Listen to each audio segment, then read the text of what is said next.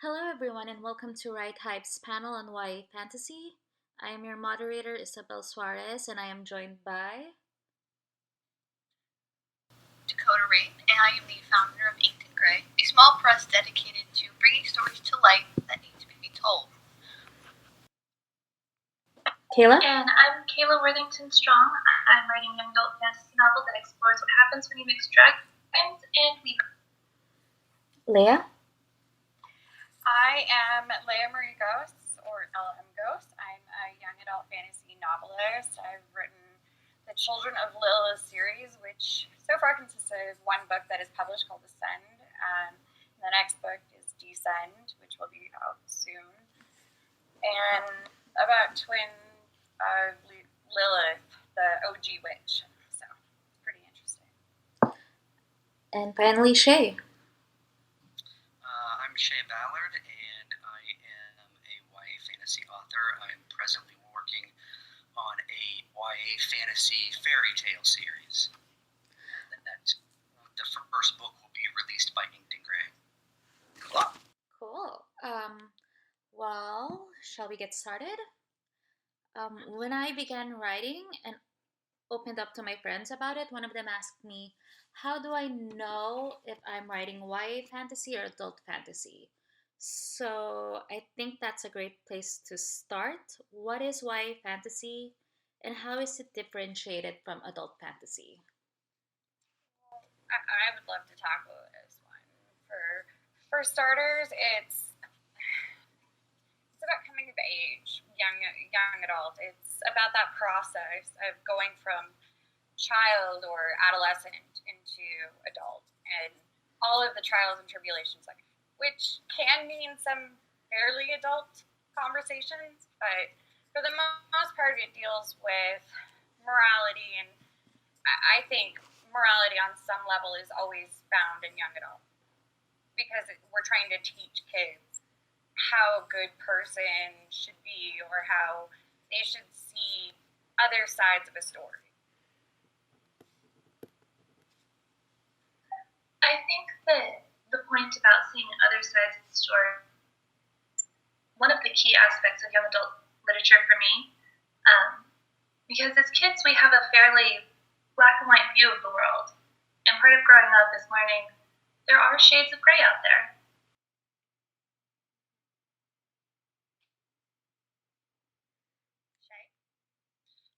I agree with everything that's been said so far. My understanding is that YA, the main thing with YA is the age of the protagonist, that it's between about 12 to 18 years old. Although I've been told that if they're as old as 18, they can't be in college because then it's another genre called NA or New Adult. But as long as your protagonist is somewhere in that age range, A minor. It can be a minor basically, and it can be YA.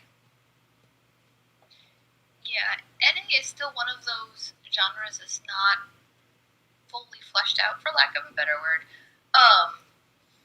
Because it really doesn't make sense unless you're including some really, really adult themes in your new adult, which totally separates it from young, I think. Yes, so I think traditionally YA can be older than 18, but it does come back to what the character is going through. You can have a younger protagonist that is going through very adult things that kind of then treads the line. Oleander. Yes. Oleander is not a young adult novel, but it's about a 12-year-old. Yes. So the themes and what, the conflict of the character and what they're going through at that time kind of designates whether it should really be a YA or an adult novel. But there is always going to be that kind of gray area simply because some of the things that, individuals go through as a young adult also have the adult themes that kind of go along with it. So there is kind of that gray line where sometimes, you're not really sure. And then, as a publisher, you kind of have to pick one, whatever theme is most prevalent or more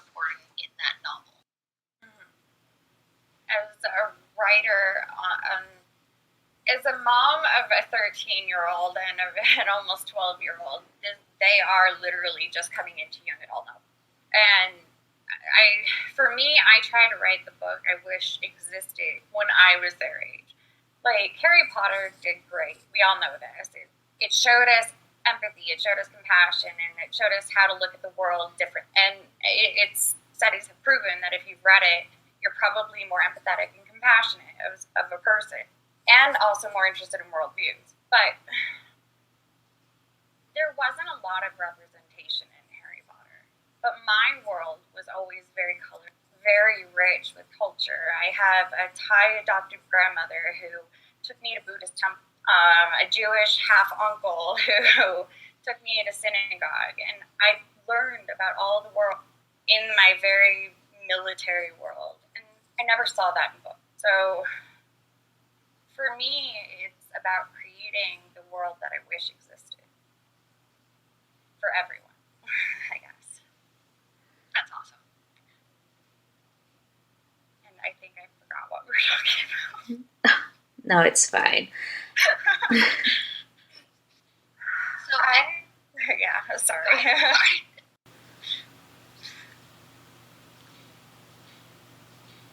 I'm just gonna hide behind the coffee. All right. So, are there any? You guys talked about it a bit about the themes that are in YA. Are there any that have evolved throughout the years and how they've been represented in YA fantasy? Coming out LGBT characters, like, you see them now, which is awesome.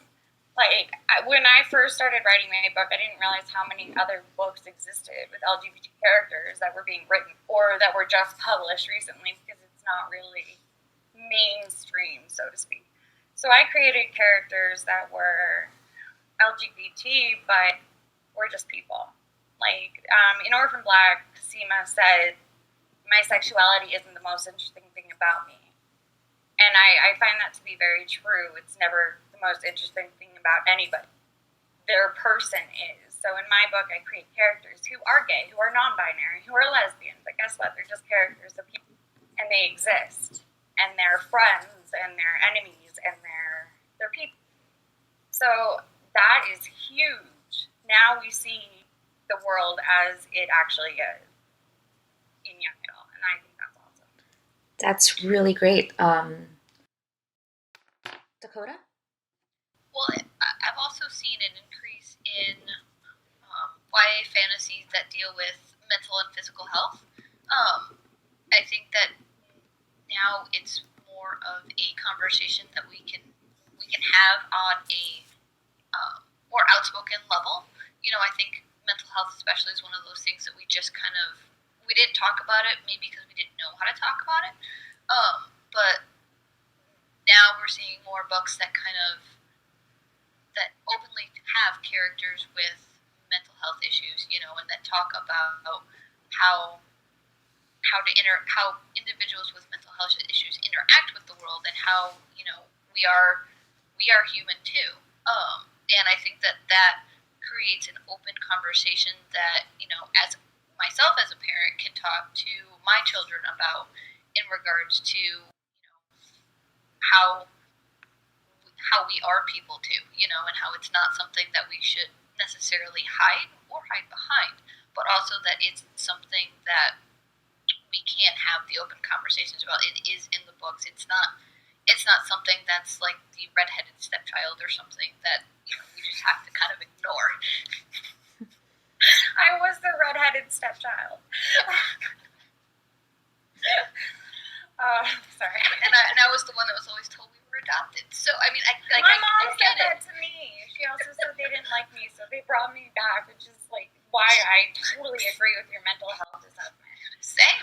Also like, I created a character. My protagonist Arya, she suffers with anxiety in the mortal world because she's always seen glimpses of the fantasy world, or supernatural world, I should say. Their world, it's not fantasy. Right. She suffers anxiety, and her powers become out of control. And representing a character who can go out of control and kind of explode but doesn't mean to is so important, because so many teenage girls are told they're dramatic when they hold everything in and then they finally explode all over the place. No, they were forced to behave better and forced to take all this crap that's invisible to the world, and eventually you will explode under the pressure. You will fold. So I think representing mental health and anxiety especially is so important. Okay. How about you, Shay? I agree with both Leia and Dakota. I know in my own book, in my first book, the main character, Lucas, although it's not specifically stated because it takes place in a medieval setting, where they didn't have any concept of mental illness, or anything like that. My main character is, I wrote him with the intention that he is on the autism spectrum. Obviously very high functioning, but still on the spectrum nonetheless. And I wrote in things, people who know about autism will be able to see that in Lucas's character. So, yeah, I definitely agree. Mental health is more prevalent in YA fantasy these days, and I'm trying to do the same with my own. I also like how we represent.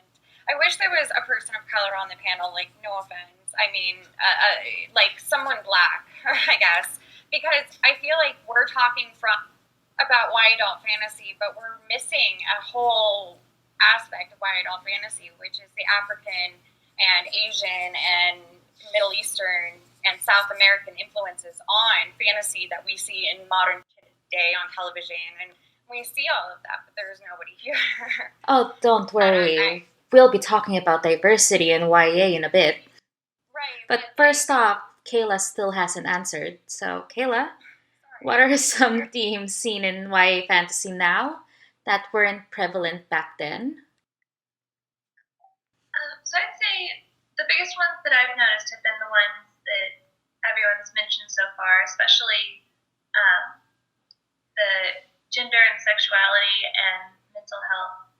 And it's really interesting to me in part because it begs the old question of, does art imitate life or does life imitate art? It's something that we're seeing more prevalent in the world around us, and it's interesting to wonder how much writers, how much people who put out material that normalizes marginalized people helps the public become more accustomed to it, more accustomed to thinking about it. And like I believe Dakota was saying, it helps us figure out how to talk about these issues that can be uncomfortable or even completely alien depending on what kind of bubble you grow up in. That's actually a really good point. And now let's talk diversity in YA and how it has become a growing trend. Leia, you had a lot of thoughts about it. Well, when I started writing, I went to my really good friend who I named a character after, and I asked her to help me describe a black woman the way she wants to be described, not the way that we want to describe them. So I worked with her for about a week on the character, and we discussed everything from her skin tone to the highlights in her hair to the way she walked and the way she talked, and we discussed every aspect. And when I created a Pakistani Jinn character, I went to my Pakistani friend, who I also named the character after. And we worked on it for about a week. We talked about how she would talk, how she would behave with men, how she would behave with society in general, and what would make her seek out sanctuary where she does. We talked about all of and every time I create a character, I do this. I go to someone and I ask them, hey, look, I want to create a character for you. I want to create the character you wish you read about. And I talk to them and we discuss everything. And that what I want is to give their children a book where they'll see themselves, or maybe even see their parent. Because my friend who, Latoya, she is, her daughter is reading the book and sees herself in it, and that's amazing to me. And to congratulate you on that, like, that's, we want the characters that we create to do justice to the marginalized individuals that we are trying to represent as characters in our novels. There is something to be said. I know we may or may not discuss it later, about being one race or gender and then trying to write a story about somebody that we're not. I think that if you can do it right and you can use your resources, and you can ask all of those uncomfortable questions to portray that character that does justice to the way that they identify, then that is another way that I believe that we can help bring those issues to light and also pave the way for other individuals to say the same story, whether they are of that identification or not. So I appreciate the fact that you went out and you asked the individual, Toya, like, what is it like being you? Just simply because to pay respect to the person that we are trying to create in that story, so that we can relate to them and we can learn and we can do justice to the individuals that we are trying to represent in our story, so that we are not doing something unintentional. We are not unintentionally discriminating, or we are not unintentionally misleading anybody or any individual when we try to portray them accurately in our stories. Mm-hmm. Shay? In my own books, I haven't tried to write anybody that I don't have any kind of experience with. I've got characters with disabilities, but that's because of my background, working with people with autism, working with people with various physical and developmental disabilities. I kind of know something about that, but I haven't tried to do anything like what Leia has done. Well, to be fair, we grew up in very different worlds. My world was full. There have been times in my life when I was looking at kids for minorities. We lived in Hawaii for 4 years, and that was really enlightening because there is no racial power. There is no white people don't roll over the islands. There are some. They did not sign willingly. I say that now just so no one hates me. I learned that they did not sign willingly. I lived in Hawaii for 4 years, and that is a very sore subject, so I'm trying to approach it. Well, Hawaii is actually an illegal state, technically. Yes, and I know that. But it's very racially diverse. You have so many groups of people. And there is no one all racial group. Like, there's right. Filipinos are different from Asians, who are different from Islanders, who are different from Samoans, who are different from those are all different of people. And white people are there's not a lot of them. and black people, because the military is what it is, there's actually a lot gets stationed in Hawaii, so it becomes a very racially diverse place to live, and that really was wonderful for me because I got to meet so many people of all different backgrounds, and I ask questions about everything, and that helps me learn and see the world from a different point of view. So it's actually one of the good things too about living in the Phoenix area is that this is such a diverse city. Then just We ask have people from all over the place here.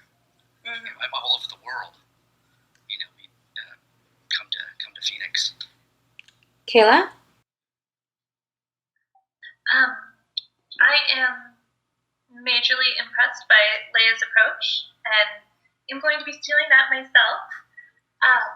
I grew up in a very homogenous setting, and even though I've been exposed to a lot more diversity since growing up and moving out, it's something that I still find I have to think consciously of. And while thinking consciously of including different people, different sexual orientations, different religions, I find it hard to make sure that it doesn't come off as tokenism. So I think Leia's approach of actually hearing from people who are in those groups is fantastic. I kind of use it as an interview. And I always tell them, look, I want to base a character off of you. Can I? And then usually, there have been a couple cases where they're like, no, I don't want to be your father. But usually, they want to be represented right. So my friends typically are eager to work with me and help me create that character who isn't a token, as you said, because I find that very irritating that we have these token black guys or token white guy or token gay guy. Like, no, they're characters. They have different colors, different sexuality, different whatever. But they're also just people. At the end of the day, their dialogue is just a person talking. Their actions is just a person acting. They're not their skin color. They're not their gender identity, and they're not their race. And that's what I try to make. I try to create a character who is a character, not a token. And the interview process really does help. And send them what you have. Like, when you start writing the description, send it so they can be like, no. Or like, hey, I like this. Like, work with them. Because they want to usually work with you if they're your friends and they want to see you succeed, and they also want to like your stuff because they're your friend. Well, and also to caveats that you don't know if you don't ask. Exactly. That's true. Most individuals, if you say, hey, can you tell me about your experience in this area, or most people will go, sure, because I think a lot of people do want their situations to be heard in that context, especially if it will help gain awareness to, for example, discrimination or mental health or just anything in general that isn't something that is talked about. If you want to give that person a voice through your character, I think that most individuals will think that that is something good rather than bad. Yeah, and I think it's really important to make sure you're telling their story and not the story you tell yourself about them. Exactly. To add to that, there's a saying that says no one really knows you. They know who they think you are, and they all think you're someone different. And I think that was so important, is to make sure that the person you're basing a character off of sees themselves. Not how you see them, but how they see themselves. Like, that is really important. I love that you brought that up. Leia, I was just, I'm sitting here thinking, and I remember that actually there was a time that I did use your approach. This was years ago.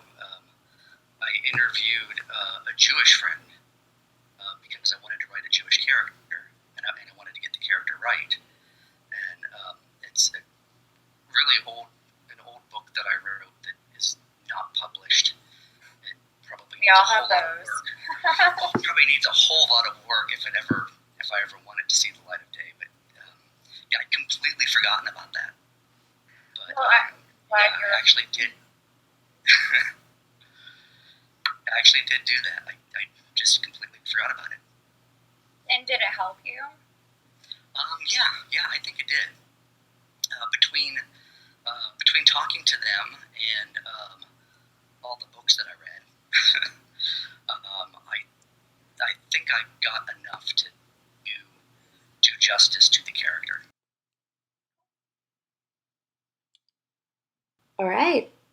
Any other words on diversity in YA fantasy? Just that we should also read books by people of color who write YA fantasy, because there are many of them. I'm culturally Métis, which means I'm part Native American and part Canadian white person. But yeah, I find that I love reading she's a South African author, Isabel Allende. I love her work, and she writes fantasy novels that are really, really well done. When they get translated to English, they lose a little something, so it's better to read them in their native language. But so good. Definitely read more books by people of color in general. That's a really There good are so many point. good fantasy authors out there who are of color. Does anyone else have recommendations on books by people of color? Put us on the spot there. Juliana Caragua. She writes young adult fantasy.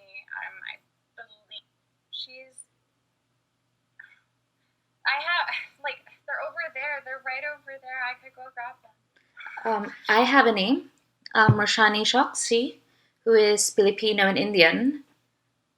While you grab your books, Okay. go. One I read this past year was The Hate You Give. Definitely an excellent book that you should read. I'm trying to think of the other ones. Children of Blood and Bone. Was excellent. And Amber in the Ashes was also good. Looking at my Kindle right now. Sorry. My sister buys me the Owl Crate thing. Yes. That comes with books, and there are so many good ones. There's Farah's Rashid's book. I'm totally gonna mess these up. Spasali or Spasal. I'm really gonna mess these up. Roshani Chop. So there are so many young adult novels out there that are written by people of color and not American. Also, the American is the default. I'm Canadian, but I write American styles, not European or Asian or African, and there are so many novelists do. Absolutely. I'm trying to think of any other ones. Oh, there's tons. I know. There's on tons. Twitter, ask the writing community. They'll give you a billion, and they'll all be probably really, really well done. One I'm reading right now is Pin the Dawn by Elizabeth Lim. It's basically fashion. Project Runway meets East Asian culture. So there's tons to choose from. Shay, Kayla? I'm sorry, what was the question? Books by people of color? I don't know. No. No. I will have to take recommendations.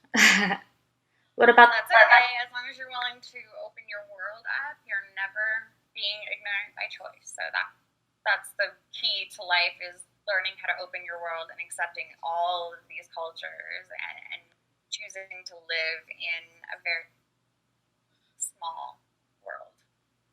Kayla? There's a book I was just reading recently. I do not remember the author's name, but it was about a Hispanic witch in New York. I'll have to find out what that author's name is. This one has the Eye of Horus, so it's Egyptian. Yeah, that's an amazing book. That's actually one of my favorites last year.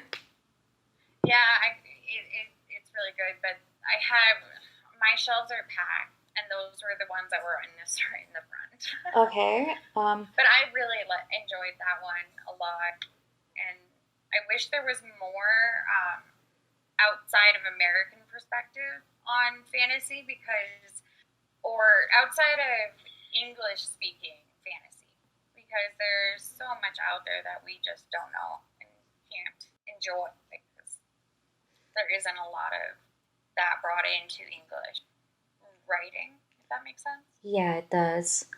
Continuing on from books, one of the questions that the audience actually asked was, what are the panelists' favorite YA fantasy books, and what can a writer learn from it? Oh, come on. Harry Potter, obviously. Okay. I feel like Harry Potter was at the beginning for so many of us. I'm 32, and when Harry Potter came out, I think I was 10 or 10. So it was my first introduction into the world of magic and all of that. That was appropriate because I read Anne Rice before that. So no one controlled my reading. They should have. They did not. It was the first time I had seen characters my own age who were experiencing really, really scary things that I could relate to. And she tackled it with such grace that I wish she would stop backdating her character information because it was so well done. She doesn't need to go and back represent. She just needs to say, oh, I'm sorry, I didn't realize how important an issue that was. Maybe my next book. You know, she doesn't. I get really annoyed because she's one of my favorite authors when she writes, but then she does things to her characters way after the fact that you're just like, they were so well done. Why? Why do we have to change? You did. Why can't we just say, hey, yeah, we didn't represent that the first time? Oh, so sorry. Kayla? My all-time favorite books are by an author named Hilary Bell. She's got several different series. My favorite one is her Night in Road series, but probably the most influential on my own work was her Goblin War series, because she uses a dual POV to make you go from thinking, this is the good guy, this is the bad guy, to, well, it's not really about good and bad, it's about conflicting goals, and even switches POVs throughout the series. Each book has a different pair, so that at the end, you're left realizing everybody on all sides of the conflicts are just people trying to do the best for the people they care about.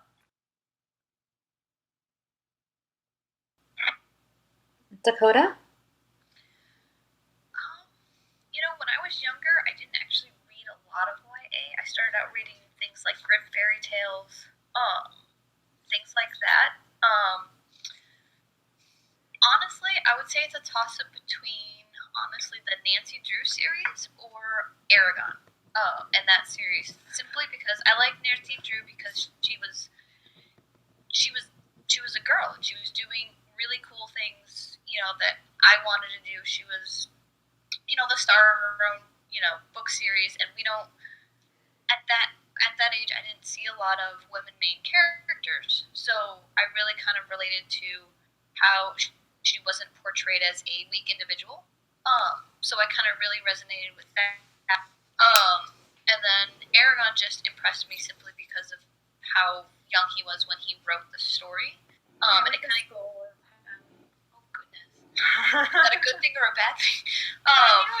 I didn't really know him. He was just a kid who was quiet a lot, and then he went on book tour, and I never saw him again. Yeah, so I was kind of impressed to how much persistence, I guess, he had to, start a book and write the whole darn thing, and then go through the entire process. So it really motivated me to kind of pursue my own dreams, just because, it seemed like, well, he was young and he could, so I can too. So those two would definitely be my favorite. Shay? You guys? No, go. Sorry. Go on. I'm sorry. I thought I heard somebody else. Yeah, just like Leia, my entrance to YA fantasy was Harry Potter. Although I was already a young adult at that time. I was in my 20s when Harry Potter came out. And after Harry Potter was over, I wanted more. So I went to my local Barnes & Noble and just started exploring that section of the bookstore, and I can't remember exactly which was the first post-Harry Potter book, but it was probably either the Artemis Fowl series by Owen Colfer. Oh, I do like that. Or it could have been the the Fairy Wars Chronicles by Irish author Herbie Brennan. I also really liked the Artemis trilogy by Jonathan Stroud, and that one, if you're not familiar with the Bartimaeus trilogy, it's about a 5,000-year-old genie named Bartimaeus, and well, he's one of the viewpoint characters. Bartimaeus' viewpoint is always in the first person, and then Nathaniel, in the first book, the 12-year-old boy magician who summons him at the very beginning of the first book, his POV is always in the third person, which I thought that was interesting to have one in the first, one in the third. And that series, the first book is called The Amulet of Samarkand, and I actually like to use the opening to that book as a how to write a really fascinating opening to a book that draws you in immediately. And it's not an action scene, but it has definitely one of the best openers. Absolutely. Oh yeah, it's amazing. And by the end of the first paragraph, you're hooked, and certainly by the end of the first page. In fact, that's how I would when I used to go to Barnes & Noble all the time when I lived back in Pittsburgh. I would go and I'd open a book that seemed like it might be interesting, and I'd read the first page and then the second page, and then if I got all the way through the first chapter, I would buy the book. And that's what happened with The Amulet of Samarkand, was to, by the end of that first chapter, I was like, I need this book. So I bought it. So those were three early titles that really hooked me into the YA fantasy genre. That was beyond Harry Potter.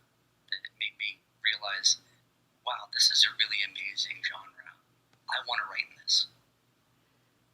There's post Harry Potter, Morganville Vampires. Have you guys read?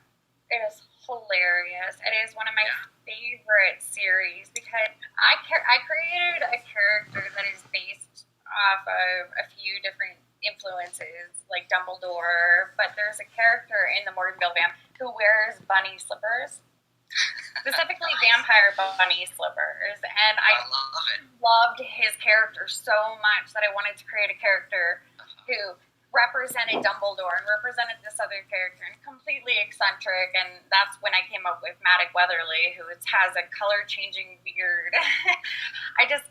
I love characters that are funny and deep and just off the cuff and just very strange in of themselves. I love the oddity of people. So, the Morganville Vampires, if you haven't read it, I think it's Rachel Payne writes it. I'm probably wrong because I usually am. Yeah, it is. Yeah. It's such a good series, though. I highly recommend it. I've read them all, and I try to get my kids to read them, and they just look at me like I'm got 5 heads. So somebody else read them and then talk to me on Twitter. So still keeping with YA books, since we're still on the topic. One of the audience questions was, how is self-published YA fantasy different from traditionally published YA fantasy? It's not. There is no difference.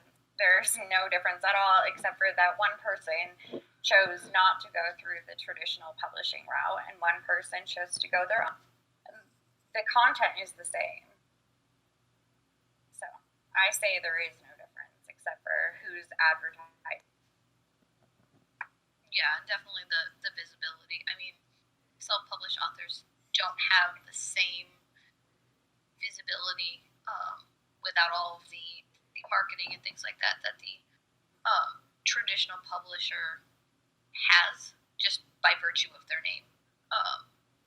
So as a self-published author, it's harder to get your stuff out there, but that doesn't mean the content of the books is any different. There's good YA that are indie, and there are good YA that are traditional published, just as much as they are shit in both categories. To be quite honest. So I don't perceive any difference. At least from my... I think we all write them the same. Like, we go on the same journey when we're writing. Difference for the writer. Who decides whether or not they're going to try and get an agent? Who's going to try and get a publisher? Who's going to go through that process? Somebody else will pay for the editing. Somebody else will pay for the publishing. Somebody else will pay for that stuff. First, I'm going to invest in me. I'm going to do this for me. And I think that as long as you do it in a way that makes you the most successful person you can be, like, get an editor, get a cover artist, make yours the best you can be if you're going to go the self-publishing route, because it is hard. Have a website, try and build your social media, do all of that, because it is hard to sell books like that. But even traditional authors don't sell that many books anymore. There is such a disconnect between people who read and people who don't.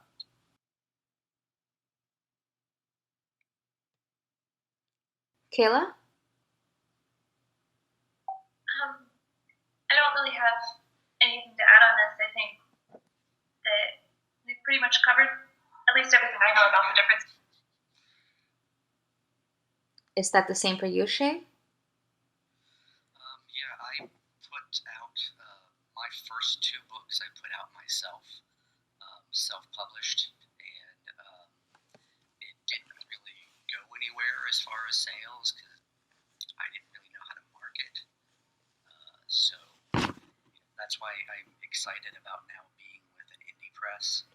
So I'm hoping for a little bit more success the second time around. Good luck. Thank Good you. luck. Well, in self-publishing, what is some good marketing strategies for YA fantasy? I printed a bunch of flyers, these, and then I mailed them to my friends all around the country and made them drop them places. And that helped because guerrilla marketing does work. You see something you're interested in, and this is the front and back cover of my book. So this barcode takes them to my web. They can ask an indie bookstore or a major publisher for the ISBN number of the book so they can order it through there. And I try to make sure that I'm on Twitter and that I'm on Facebook and I'm doing as much as possible. Plus, I drop some money on Amazon and Facebook marketing because you have to. But it's all an investment in yourself. And for self-published authors, you can get your tax to represent your self-published work. There's a whole section there for you. So don't be afraid to claim your expenses because it is a business. You are a business. And that's how you have to approach it. You are a business. You are a brand. You are a business. And your product is a book. So that's from my perspective. Absolutely. And to kind of bring together a general theme, I guess, for marketing is you want to make the connection, whether it's a connection through guerrilla marketing tactics, whether it's a connection on Twitter, or it's a connection through the really cool cover that I see that you have. You want to make that connection because once you make the connection, then the person will go then that one step further. If it's seeing the ad on Facebook, I think each individual product is going to have a slightly different marketing plan. So you do want to know your audience. You want to know who is the main person that's going to buy your book, and you want to tailor the marketing directly to that individual.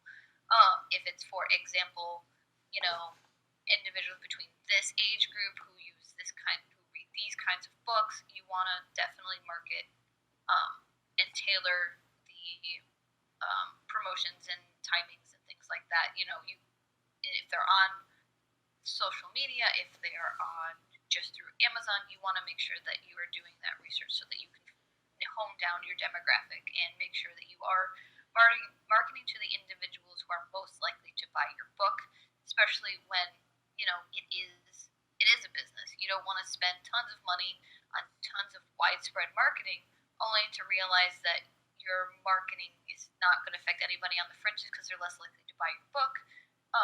And to kind of do that research to make sure that that money is well spent. And also, I find there is a large overlap between 12-year-old to, like, say, 24-year-old girls who read certain books and 40 to 60-year-old men who read the same book. So yes. that unknown factor for me, that middle-aged men and older read my books and like them, that was such a mind blower for me, because I thought I was writing it for my daughter and my son. I wasn't. They won't read it, but Pacing how that but works. this other group will. They refuse. I'm like so disappointed. I literally wrote the book for them because I created a male character and a female character who were brother and sister, and they were fighting against the world together. And my kids are like, "Whatever, mom. You're lame." Kids. So now I'm writing for just everybody. The people I thought I was writing for aren't reading it. Oh, they got their one book, okay? My nephew read my book. Well, no, all my friends have read my book. My super religious sister-in-law read my book, but not my children. I guess while on this topic a bit, so one of the audience also asked about age-appropriate YA. How adult can it be before it's not YA anymore? I say, don't talk about genitals and we're good. Well, but then you look at Damsel, I forget the author's name, but that's a book that almost obsesses over genitals from beginning to end, which honestly kind of surprised me, because it did transgress my expectations when I picked up the book.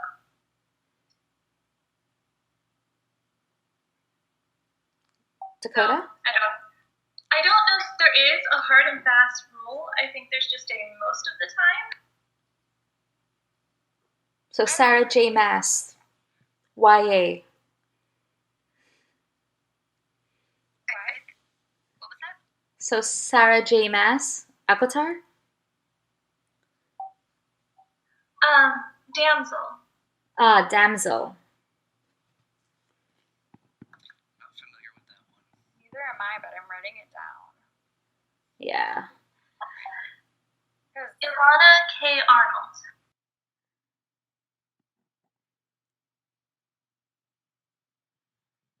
Oh, okay. All right. I've never read that one, but there's a few young adult novels that I wouldn't classify them as fantasy, though. They do discuss some pretty adult themes. Trigger warning for anyone: child abuse, molestation, rape, that sort of thing, witnessing murder. There are youth that go through these things, so there are books obviously that are tailored to those topics, and they are done with tact and class and sensitivity when they're done well. And I think that's what makes them young adult, is that they're done with the idea that this is supposed to teach them something or help them feel seen and heard, even though it's just a book. Books are not just books. We all know this. They're powerful. They hold messages everyone sees differently, just like they see us. And I think you're right, there is no hard and fast rule, but I do think the hard and fast rule is tact and sensitivity towards these adult topics. And I think that there are different styles within the YA genre. There are YA books that are a lot more what you might call like family friendly, where the characters don't swear and they don't talk about sex or anything like that. And then there's like the really dark, gritty YA that, like, they do get into those more adult topics, and then everything in between. I remember when I read Fairy Wars. One of the things that surprised me was that part of the plot, the protagonists' parents split up, which wasn't the surprising part. The surprising part was that the protagonist's mother left his dad for another woman, which did surprise me. That especially at the time that I was reading it, I'm like, oh wow, that's like, that's really interesting that they would go there, that they would bring that up. So, and in my own work, my Noble saga, my Noble series, it's I don't have the characters swear, and I don't have any talk of sex or anything. Sometimes, like, there's some innuendos here and there, but that's about it. But then there's another unpublished, unfinished novel I was working on at one time that's like really, really dark, and the characters are just dropping F-bombs left and right. So, and it's still YA, so there's this whole, I think, spectrum of, like, really family friendly to this is really dark, gritty stuff with lots of swearing and maybe sexual content and other, like, really heavy subjects like that.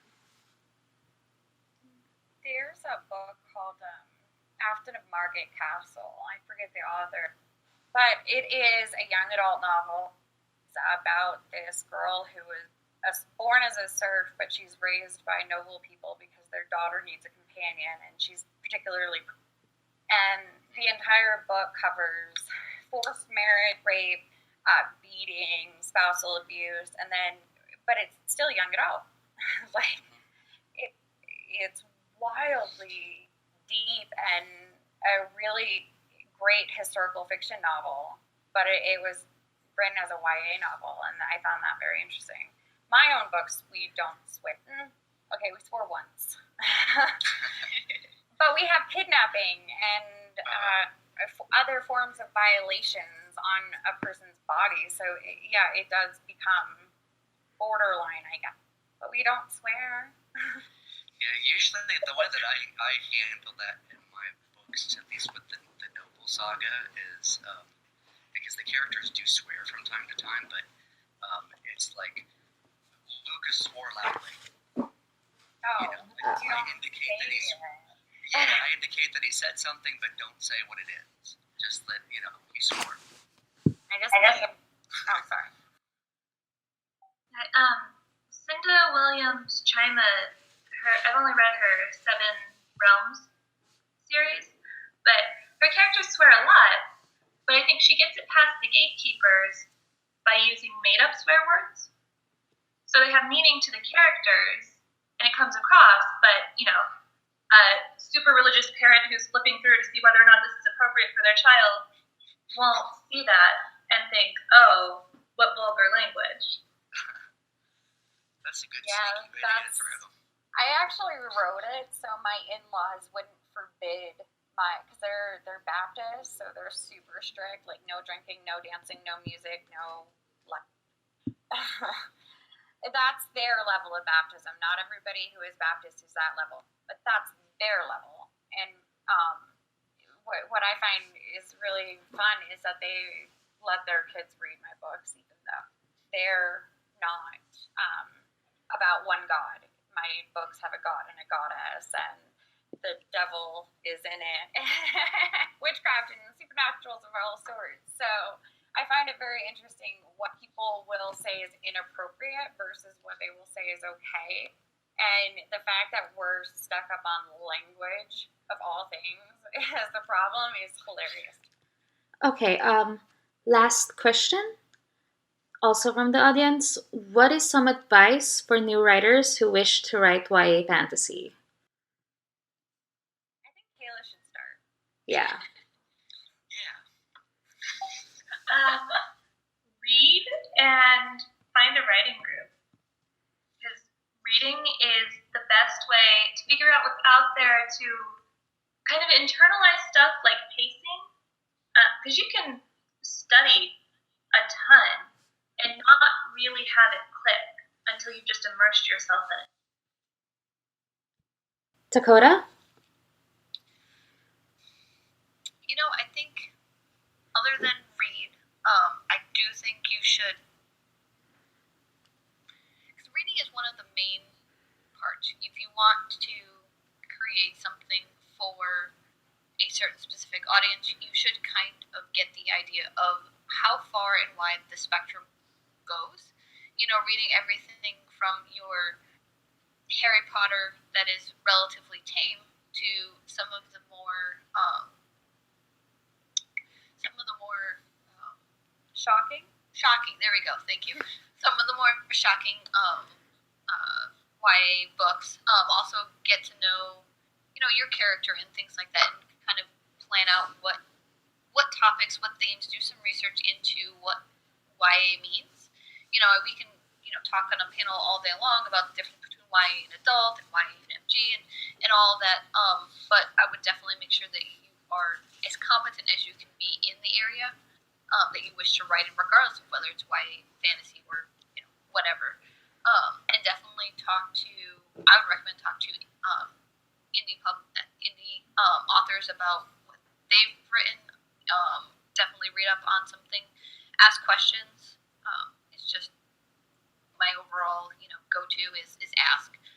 You don't know if you don't ask, and just kind of get to know the area that you want to write in.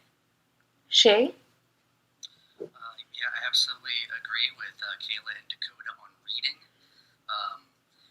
Before I tried to write any YA, I read a whole lot of it. So, if you want to be a YA writer but you don't read YA, then that doesn't make much sense to me. So, I think you ought to read as much of it as you can. And definitely, I'm all on board with the writing critique groups. I joined my first one shortly after I moved to Phoenix, and my writing has improved dramatically since then. And this isn't just related to YA, but just if you want to be a writer in general, you have to be comfortable with presenting your writing to others and having them critique it and tell you what's wrong, because that's the only way that you grow. That's the only way that you get better as a writer. So, yeah, I would definitely recommend to anybody join a writing critique group. They're all over the place. They're just download meetup.com, download that app. There's probably a writing critique group in your area. If there's not, then there are dozens and dozens online too. So join a writing critique group, get your work out there, get it critiqued, find out where your weaknesses are, and then just keep working, write, and write. Practice makes perfect, so you have to keep reading and keep writing. And finally, Leah? I'm going to say something a little unorthodox. Reading and writing groups are all great, but have you ever watched a show and then describe to yourself the scene that is happening? Because all you see is the actors and the dialogue. You hear that. But have you ever actually tried to describe the scene?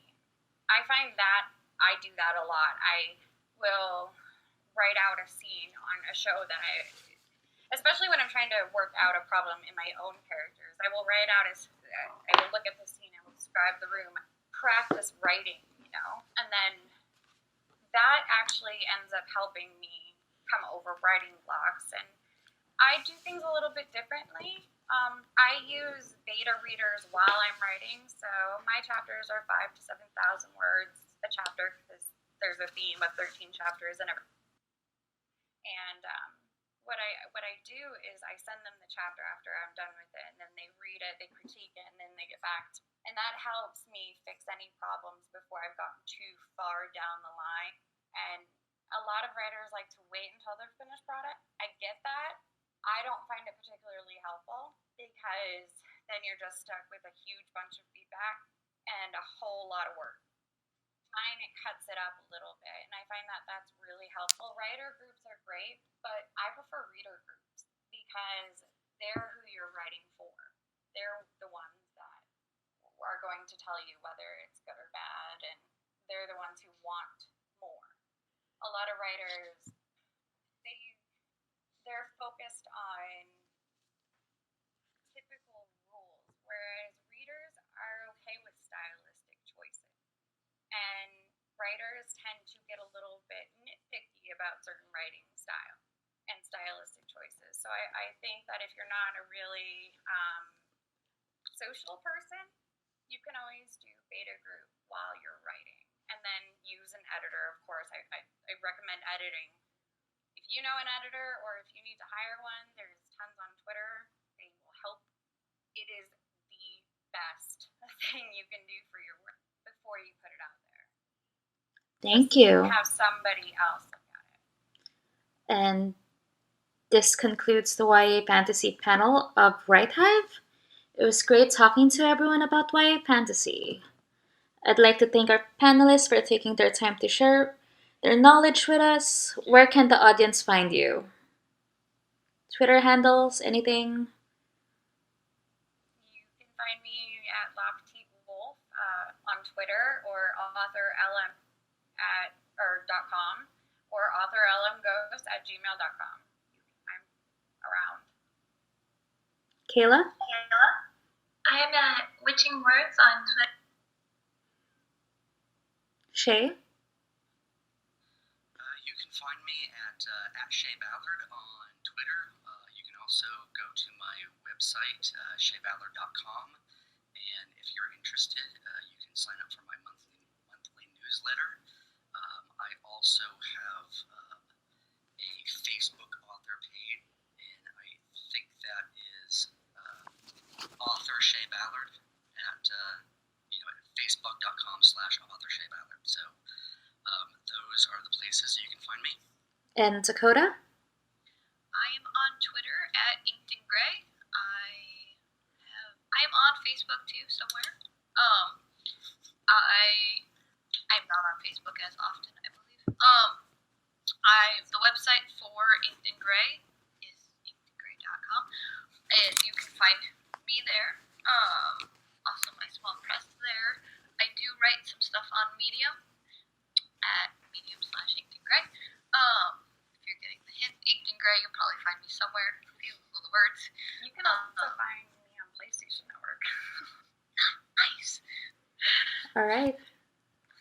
I have one thing before we go. I just want to say thank you guys for being so inclusive and wonderful to talk.